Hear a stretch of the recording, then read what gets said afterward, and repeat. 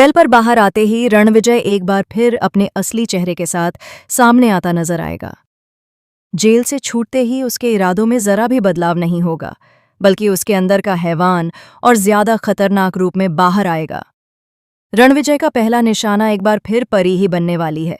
वह सोचता है कि जेल से बाहर आते ही वह फिर से वही सब कुछ करेगा जो अब तक करता आया है। उसे लगता है कि कानून, पुलिस और समाज कोई भी उसका कुछ नहीं बिगाड़ सकता। लेकिन दोस्तों, इस बार कहानी में एक बहुत बड़ा ट्विस्ट आने वाला है, क्योंकि इस बार रणविजय के सामने खड़ी होगी तुलसी, और वह भी अपने रौद्र रूप में।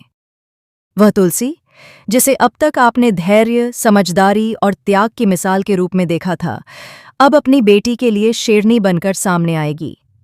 बेल पर बाहर आते ही रणविजय जैसे ही परी को टॉर्चर करने की कोशिश करेगा, वैसे ही पूरे घर में हड़कंप मच जाएगा। जी हाँ दोस्तों, सास भी कभी बहू थी का आने वाला ट्रैक बेहद इमोशनल, दमदार और धमाकेदार होने वाला है। आने वाले एपिसोड्स में आपको माँ बेटी के रिश्ते की ऐसी ताकत देखने को मिलेगी जो शायद आपने पहले कभी नहीं देखी होगी। यह ट्रैक सिर्फ ड्रामा नहीं, बल्कि हिम्मत, इंसाफ और आत्मसम्मान की एक मजबूत कहानी बनने जा रहा है। सबसे पहले बात करते हैं तुलसी और उसकी टीम की। काफ़ी मेहनत, संघर्ष और उतार चढ़ाव के बाद तुलसी और उसकी टीम आखिरकार कंपटीशन जीत जाती है। यह जीत सिर्फ एक ट्रॉफी या इनाम की नहीं होती, बल्कि आत्मविश्वास और एकता की जीत होती है। जब तुलसी स्टेज पर स्पीच देने आती है, तो हर कोई उसकी बातों से जुड़ जाता है। उसकी आवाज़ में सच्चाई होती है, उसके शब्दों में अनुभव होता है और उसकी आंखों में टीम के लिए सम्मान। तुलसी अपनी स्पीच में बताती है कि जिंदगी में अकेले आगे बढ़ना आसान नहीं होता, लेकिन अगर आपके साथ सही लोग हों तो हर मुश्किल आसान बन जाती है। वह अपने सभी टीममेट्स की तारीफ करती है और कहती है कि यह जीत सिर्फ उसकी नहीं, बल्कि पूरी टीम की है। वह मेहनत, भरोसे और एक दूसरे के साथ की अहमियत समझाती है। यही वजह होती है कि जजेस भी तुलसी की टीम को विजेता घोषित कर देते हैं। वहीं दूसरी तरफ नोएना को इस कंपटीशन में हार का सामना करना पड़ता है। उसकी हार सिर्फ एक मुकाबले की हार नहीं होती, बल्कि उसके घमंड और गलत सोच की हार होती है। नोएना अंदर ही अंदर टूट जाती है, लेकिन बाहर से वह अपनी जलन और नफरत को छुपाने की कोशिश करती है। उसे यह बात बिल्कुल पसंद नहीं आती कि तुलसी हर मोर्चे पर जीतती चली जा रही है। इसके बाद कहानी एक इमोशनल मोड़ लेती है। दोस्तों, अब आपको देखने को मिलेगा कि परी अपनी बेटी के साथ तुलसी से मिलने जाती है। यह मुलाकात सिर्फ हालचाल पूछने के लिए नहीं होती, बल्कि एक बहुत बड़े फैसले की शुरुआत होती है। तुलसी जब परी को अपनी बेटी के साथ देखती है, तो उसकी आंखों में माँ का दर्द साफ झलकता है।